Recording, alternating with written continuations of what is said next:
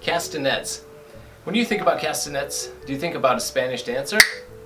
Well, you should, because it's a wonderful dance instrument that was traditionally played in the fingers of a flamenco dancer. Now, thankfully, when we play these in the percussion section, we don't have to have studied the technique of being able to play them with the fingers in the hand, so it's a little bit simpler.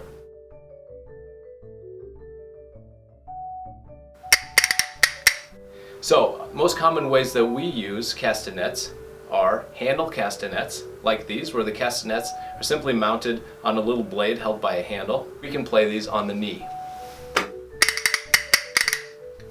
Now, this instrument is called machine castanets. It's just a different way of mounting castanets. The nice thing about machine castanets is that if you're playing in a multiple percussion setup, you can easily come over, play these, and then go off and play something else without having to grab an instrument and set it back down. In a pinch, you can even play it with mallets if you're playing another instrument. However, to me, nothing beats the control that you can have when holding handle castanets. One fun thing to be able to do when you're playing a castanet part is to be able to add flams, which is a common part of the music.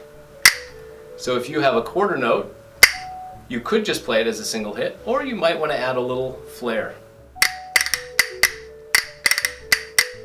Now, the nicest sounding castanets are made of a hard wood like these, but plastic castanets are also very common and very durable and don't sound too bad.